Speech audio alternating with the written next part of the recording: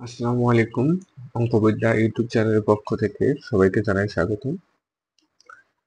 Tensor অ্যানালাইসিসের প্রথম অধ্যায় coordinates, vectors and টেনসরের প্রথম পার্টে আমরা এই সকল বিষয় সম্পর্কে জানব। ক্রনিকার ডেল্টা প্রমাণ করো। এটা একটা উদাহরণ 1, এটা উদাহরণ 2, এটা উদাহরণ 3, তারপরে যোগবৃদ্ধি প্রথা, ডামি এবং বাস্তব সূচক এবং আরেকটি গুরুত্বপূর্ণ অঙ্ক উদাহরণ 8 এবং এন মাত্রিক জগৎ এই সম্পর্কে আমরা বিস্তারিত জানব। তাহলে শুরু করা যাক।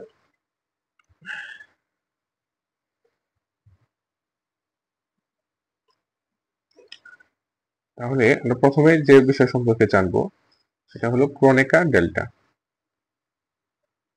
ক্রনিকার ডেল্টা কি আমরা এভাবে প্রকাশ করতে পারি, ডেল্টা আই জে অথবা ডেল্টা উপরে আই এবং নিচে জে। সাধারণত আমরা এইভাবে প্রকাশ করে থাকি, তবে দুইভাবে প্রকাশ করা যায়।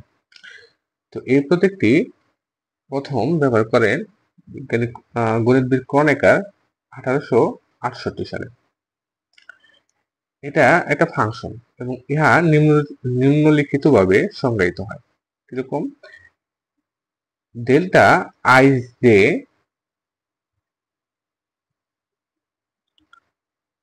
আই জে এর মান দুইটা হতে পারে, একটা 1 অথবা 0। এখন 1 হবে যখন এই উপরের সূচক এবং নিচের সূচক এই দুটার মান একই রকম হয়।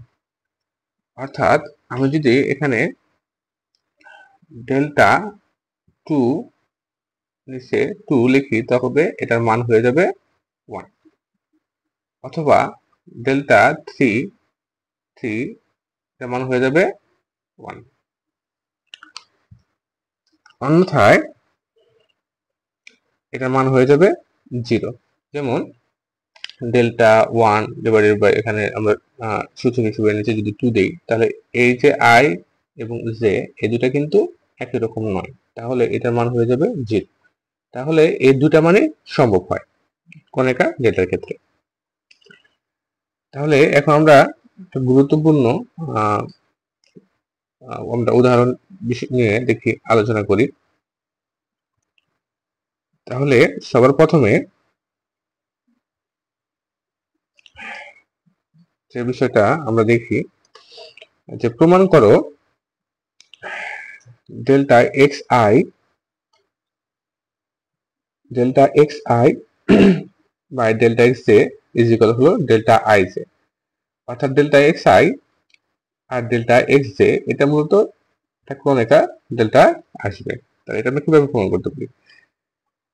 তাহলে আমরা একটা কাজ করব, সেটা হলো যে আমরা এই delta x I delta x J এটার মান আমরা প্রমাণ করব হয় 1 অথবা 0। অর্থাৎ এটার মান যদি শুধুমাত্র 1 এবং 0 আসা সম্ভব হয়, তাহলে আমরা এটার পরিবর্তে কি লিখতে পারবো? ডেল্টা আই জে লিখতে পারবো। তাহলে আমরা খেয়াল করি, প্রথমে আমরা দুইটা শর্তের জন্য আমরা যাচাই করি এই মানটা। প্রথমত আমরা delta x del x I R হলো ডেল এক্স জে, এটা যদি আমরা আই সমান সমান জে এর জন্য চিন্তা করি, তাহলে কি হবে দেখো তো। তাহলে আমরা লিখতে পারবো ডেল্টা এক্স আই, আর এই ডেল্টা এক্স জে যে আছে এটার পরিবর্তে আমরা কি লিখতে পারবো? আই লিখতে পারবো। তাহলে এটা কাটাকাটি গেলে মান হয় 1। তাহলে আমরা যখন আই ইকুয়াল জে শর্ত বিবেচনা করলাম, তখন এটার মান হয়ে গেল কিন্তু 1। সেম ভাবে আমরা যখন I does not equal J এর জন্য বিবেচনা করব, তাহলে এটা একটু ভালো করে খেয়াল করতে হবে। তখন এটা হয়ে যাবে delta x I delta x J. খেয়াল করি এখানে এক্স আই এবং এক্স জে এগুলো কিন্তু পরস্পর অনির্ভরশীল। অনির্ভরশীল মানে হলো বিষয়টা এরকম যে, মনে করো এরকম আছে, সেটা খেয়াল করি। আমরা জানি এক্স আই মানে হলো এক্স মানে হলো y, x3 মানে হলো z। তাহলে আমরা এখানে খেয়াল করি যে ডেল্টা এক্স, মনে করো এখানে 1 আছে, এখানে ডেল এক্স আছে হলো 2। তাহলে এক্ষেত্রে আমাদের এই আংশিক অন্তরীকরণের মানটা আসবে 0। কেন? কারণ ডেল্টা এক্স 1 মানে হলো এক্স, আর ডেল্টা এক্স 2 মানে হলো ডেল্টা ওয়াই। ওয়াই এর সাপেক্ষে এক্স এর ডিফারেন্সিয়েশন হলো 0। সেজন্যই আমাদের এই মানটা হয়ে যায় 0। কেন? কেননা এক্স আই এবং এক্স জে পরস্পর অনির্ভরশীল। তাহলে আমরা দুইটা কন্ডিশন পাইলাম, কন্ডিশন যাচাই করে আমরা দুইটা মান পাইলাম। কি কি? সেটা হলো ডেল্টা এক্স আই এর মান 1 পেয়েছি যখন এই আই এবং জে পরস্পর সমান হয়েছে। যখন সমান হয় নাই তখন মান হয়েছে 0। তাহলে এটাকে আমরা যদি একটা ইকুয়েশন ধরি এবং আবার আমরা ডেল্টা আই জে এর সংজ্ঞা অনুসারেও আমরা এই মানটা পাই। তাহলে 1 এবং এই 2 যাচাই করলে কি পাওয়া যায়? এটা যেহেতু সমান, তাহলে এই মান এবং এই মানও সমান হবে। তাহলে delta x i divided by delta x j equal হলো ডেল্টা আই জে। তাহলে এটাই আমাদের প্রমাণ। আচ্ছা, আমরা পরবর্তী স্লাইডটা খেয়াল করি।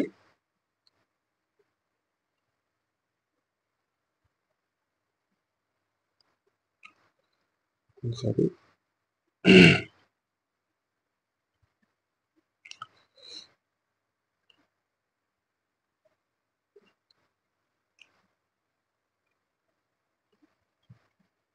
আচ্ছা, তাহলে পরবর্তী উদাহরণ 2। তো এখানে আমাদের কি বলা আছে? উদাহরণ 2 যদি আমরা খেয়াল করি, তাহলে delta x i by delta x j, sorry এখানে delta x del x bar j কিন্তু আছে, উপরেও ডেল এক্স বার জে এবং ডেল এক্স কে আছে। এটা সমান সমান ডেল্টা আই কে। তাহলে এটা আমরা কিভাবে প্রমাণ করব? তাহলে দেখো এখানে কিন্তু আমাদের কি কি যে বিষয় আছে যদি খেয়াল করি, স্থানাঙ্ক বিষয়, তাহলে এখানে আছে এক্স আই, এই যে এক্স আই, তারপরে আছে হলো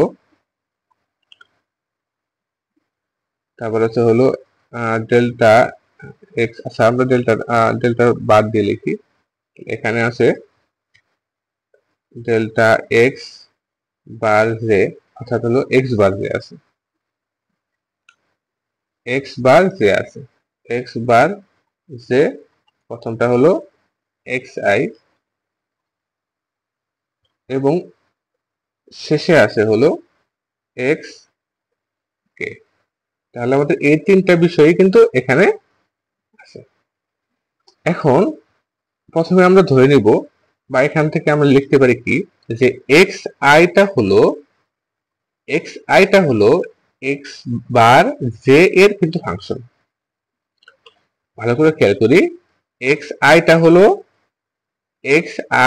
এক্স বার জে এর কিন্তু একটা ফাংশন। এটা হলো একটা, যদি স্থানাঙ্ক বিবেচনা করি তাহলে এটাও অন্য একটা স্থানাঙ্ক। বার দ্বারা বলতে বোঝায় যে এটা আমরা যদি মনে করো কার্টেসীয় স্থানাঙ্ক বিবেচনা করি, তাহলে এক্স বার আই তাহলে হবে হলো গোলীয় স্থানাঙ্ক বা সিলিন্ডারের স্থানাঙ্ক বা বৃত্তাকার স্থানাঙ্ক। ঠিক আছে? তাহলে আমরা এক্স আইটা হলো এক্স বার জে এর স্থানাঙ্ক। এটা মনে রাখার জন্য আমরা এই পদ্ধতিটা অবলম্বন করতে পারি। দেখো প্রথমে আমরা যদি এইটুকু বিবেচনা করি, তাহলে এখানে আছে ডেল এক্স আই আর তার নিচে আছে হলো ডেল এক্স বার জে। তাহলে আমরা এই যে এক্স আইটা হলো মূলত এক্স বার জে এরই একটা ফাংশন বা স্থানাঙ্ক। এখন সেম ভাবে এইটুকু যদি বিবেচনা করি, তাহলে এক্স বার জেটা হলো মূলত এক্স বার কে এর একটা ফাংশন।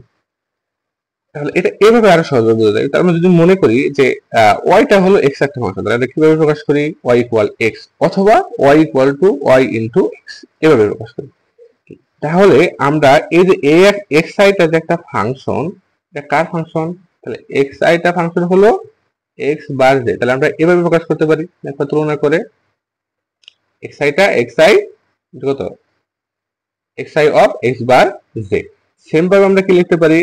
সেম ভাবে লিখতে পারি হলো x bar j is equal হবে x bar j is equal sorry of কত এক্স অফ কে। এটার একটা ফাংশন। দেখো এখানে এই জিনিসটাই লেখা আছে x by x i equal x i of x bar j এবং x bar j is equal হলো x bar j of x k. তাহলে আমরা খেয়াল করি এখানে আমরা মানটা বসাই দিতে পারি। দেখো এখানে এক্স বার জে আছে, x bar J, x bar J থেকে আমরা কি লিখতে পারি একেবারে কার ফাংশন এক্স কে এর ফাংশন। তাহলে আমরা এটার থেকে আমরা কি লিখতে পারি এক্স কে লিখতে পারি। এখন আমরা কি করব এই যে একটা ইকুয়েশন এটাকে আমরা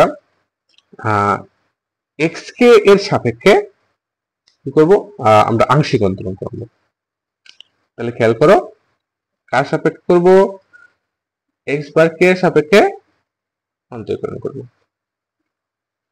এক্স কে এর সাপেক্ষে। আচ্ছা তাহলে যদি অন্তরীকরণ করি তাহলে সেটা কিরকম আসে যে x i del x i হলো ডেল এক্স কে এর সাপেক্ষে আমরা অন্তরীকরণ করতেছি। আচ্ছা তাহলে এক্স আই টাকে এক্স বার কে এর সাপেক্ষে আমরা অন্তরীকরণ করতেছি। তাহলে এখানে আমরা সেম রুলটা অ্যাপ্লাই করব কারণ আমাদের এখানে চলক আছে কয়টা একটা দুইটা চলক আছে। তাহলে আমাদের চেন রুলটা অ্যাপ্লাই করতে হবে। তাহলে চেন রুলটা আমরা অনেক আগে আমরা শিখেছি যে প্রথমত যে ফাংশনে থাকে সেটাকে আমাদের আমরা ওই ডিফারেন্সিয়েশন করব, পরবর্তীতে ওইটা আবার যে ফাংশনের ওইটার সাপেক্ষে আবার ডিফারেন্সিয়েশন করতে হবে। তাহলে এক্স আইটা প্রথমে খেয়াল করি কার ফাংশন এক্স আইটা মূলত এক্স বার জে এর ফাংশন। তাহলে এই ডেল এক্স আইটাকে আমরা ডিফারেন্সিয়েশন করব কার সাপেক্ষে ডেল এক্স বার জে এর সাপেক্ষে। এখন এটা তো আরেকটা function del x bar j, এটা একটা ফাংশন কার ফাংশন এক্স কে এর ফাংশন। তাহলে এই এক্স বার জে কে আমরা ডিফারেন্সিয়েশন করব কার সাপেক্ষে যেহেতু কে এর ফাংশন তাহলে আমরা কে এর ফাংশনের সাপেক্ষে ডিফারেন্সিয়েশন করব। তাহলে এই জিনিসটা এখন খেয়াল করো এই জিনিসটা যদি আমরা কাটাকাটি করি তাহলে কি থাকে del x i del x k. এখন এটা আমরা ক্রনিকার ডেল্টা সূত্র অনুযায়ী আমরা কি লিখতে পারি যেটা আমরা উদাহরণ একের প্রমাণ শিখেছিলাম এটাকে লিখতে পারি ডেল্টা আই কে। সুতরাং আমরা কি লিখতে পারি সুতরাং আমরা লিখতে পারি যে এই যেটা delta x i by del x bar j del x bar j by del x k সমান সমান আই ডেল্টা কে। তাহলে আমরা এইটুকু একেবারে লিখতে পারি, এটাই আমাদের প্রমাণ। এখন পরবর্তী অংশটা খেয়াল করি আমরা।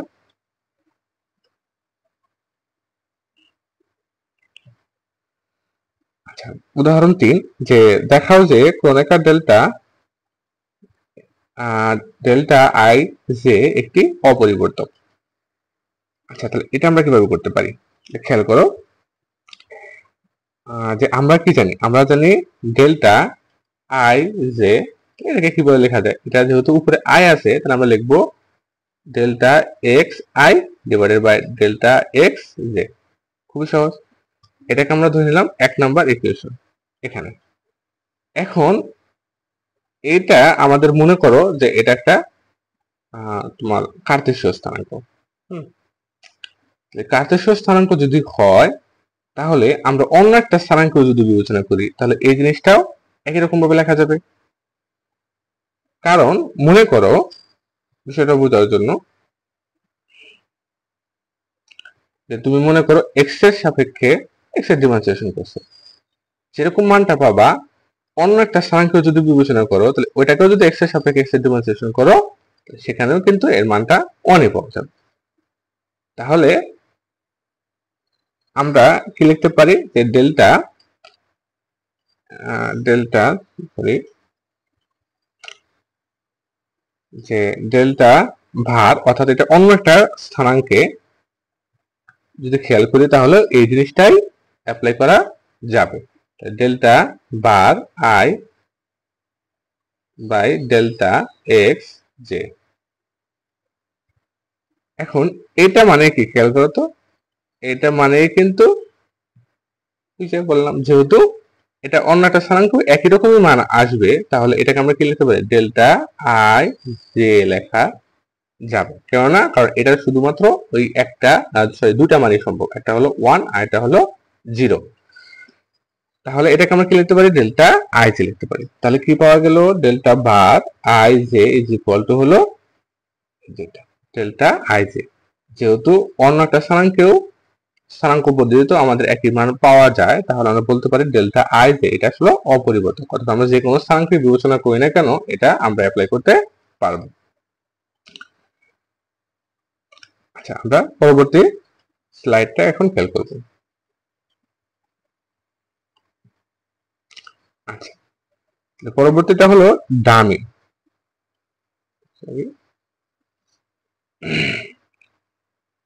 ডামি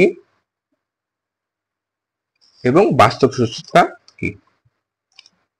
তাহলে ডামি সূচকটা হলো যে কোন সূচকীয় রাশিতে আমরা যদি দেখি যে উপরের পাওয়ার এবং নিচের পাওয়ারটা পুনরাবৃত্ত অর্থাৎ রিপিট হয়েছে বা একই রকম, তাকে আমরা বলবো ডামি সূচক বা আমব্রাল সূচক বা বদল সূচক। এরকম যেমন ডেল্টা আমরা উপরে দিলাম আই আর নিচে দিলাম হলো আই আর এবং জে দিলাম। তাহলে এখানে দেখো আই এবং এই আই এটা রিপিট হয়েছে, তাহলে এই আইটা হলো ডামি সূচক, ঠিক আছে। এবং খেয়াল করো যেটা পুনরাবৃত্ত হবে না বা রিপিট হবে না, যেমন জে এটা রিপিট হয়নি, এটাকে বলা হবে বাস্তব সূচক, এটাকে বলা হবে বাস্তব সূচক, ঠিক আছে। আচ্ছা, তাহলে আমরা পরবর্তী স্লাইডটা খেয়াল করি। আচ্ছা, পরবর্তী স্লাইডটা আমরা এখান থেকে শিখবো যোগকৃতি প্রথাটা কি, যোগকৃতি প্রথা। আচ্ছা,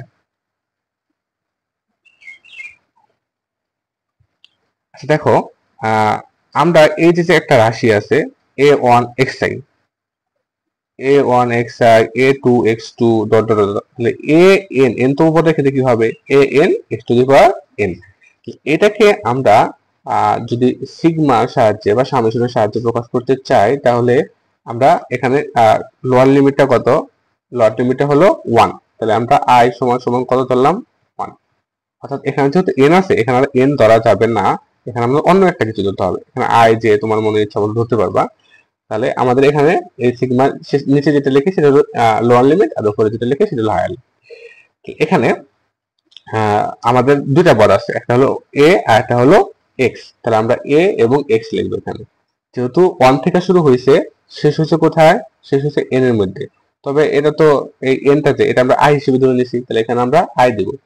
এখন এখানে যদি a এর মানে কোনো পরিবর্তন না হয়ে যায়, তাহলে এখানে আমরা i দিতাম না। কিন্তু এখানে দেখো 1 2 ডট ডট ডট n পর্যন্ত হয়েছে, তাহলে এখানে আমরা উপরে কি দিব, i দিব।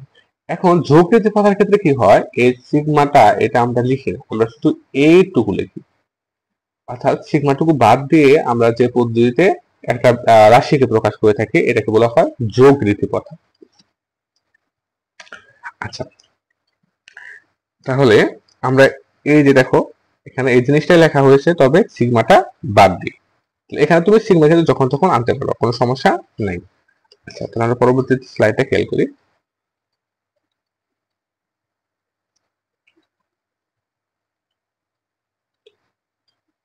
আচ্ছা, তাহলে দেখো একটা উদাহরণ, এখানে উদাহরণ 8, যে আমরা একটাই এখানে খেয়াল করব যে ডেল্টা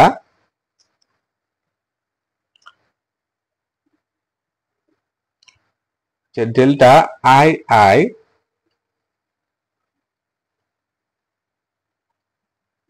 ডেল্টা আই আই সমান সমান n। এটা কিভাবে আসলো, এটা একেবারে সহজ। দেখো ডেল্টা আই আই, তাহলে এটাকে আমরা কি যদি সামেশন আকারে প্রকাশ করতে চাই, তাহলে আমরা একটু আগে দেখেছি, তাহলে আই এর মান কত হবে 1 আর সর্বোচ্চ হবে n, আর এখানে কত হবে ডেল্টা আই, এখানে হলো আই। তাহলে এটাকে যদি আমরা রাশির সাহায্যে প্রকাশ করি, তাহলে এই ডেল্টার মান প্রথমে কত হবে 1, তাহলে ডেল্টা 1 1, পরেরটা কত হবে ডেল্টা 2 2 এরকম করে কত পর্যন্ত চলতে থাকবে, ডেল্টা n পর্যন্ত চলতে থাকবে, তাই না? n n তাহলে এই দেখো ডেল্টার উপরের এবং নিচের সূচক যদি একই রকম হয়, এটা মান হয়ে যায় 1, তাহলে এটার ক্ষেত্রেও 1 হবে, এটার ক্ষেত্রেও 1 হবে। তাহলে এরকম n সংখ্যক পদের যদি সমষ্টি আমরা যদি বের করি তাহলে কত হবে, 1 n হবে, সরি। তাহলে এটা কিরকম ভাবে আসলো, মনে করো দুইটা পদের সমষ্টি হলো 2, তিনটা পদের সমষ্টি 3, চারটা পদের সমষ্টি যদি 4 হয়, তাহলে n টি পদের সমষ্টি হবে কত, n টি পদের সমষ্টি হবে n। অতএব আমরা লিখতে পারি যে n সংখ্যক পদের সমষ্টি কত হবে, আমাদের n হবে। তাহলে এটাই আমাদের প্রমাণ। আচ্ছা, আমরা এখন লাস্ট স্লাইডটা খেয়াল করব।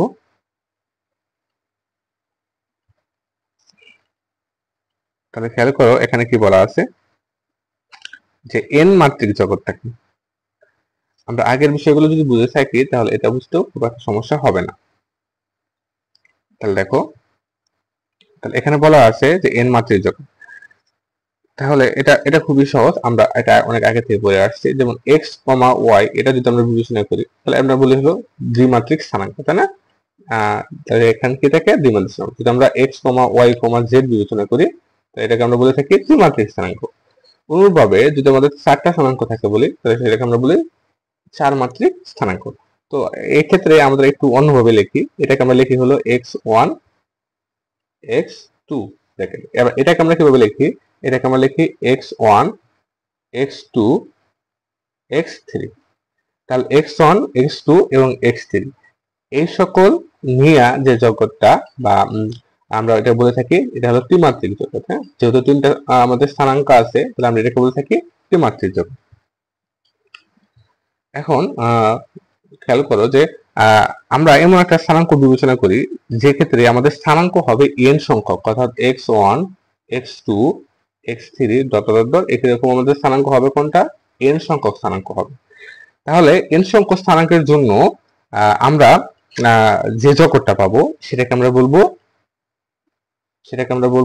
n মাত্রিক জগৎ। সেটাকে আমরা বলবো কি, n মাত্রিক জগৎ। তাহলে n মাত্রিক জগতের মধ্যে আমাদের স্থানাঙ্ক থাকবে কয়টা বা চলক থাকবে কয়টা, n সংখ্যক চলক থাকবে। কি সংখ্যক চলক থাকবে, n সংখ্যক চলক কিন্তু থাকবে। তাহলে আমরা সংখ্যাটা এখান থেকে এ পর্যন্ত আমরা দিয়ে দিব, যে এখান থেকেও দিতে পারি যে x1 x2 যদি 1 নম্বরের জন্য আসে তাহলে আমরা এখান থেকে দেবো যে x1 x2 dot dot xn এর ভিন্ন ভিন্ন মানের জন্য সকল স্থানাঙ্কে এত দ্বারা দৃষ্টি দিতে হয়, এগুলো স্থানাঙ্ক। আর এটা আমরা স্থানাঙ্ক আকারে প্রকাশ করছি, তাহলে সিরিজ যে জগৎটা পাওয়া যাবে তাকে n মাত্রিক জগৎ বলা হবে, যেটাকে আমরা কি করব, vn দ্বারা প্রকাশ করব। তাহলে আজকের ভিডিওটা এই পর্যন্তই।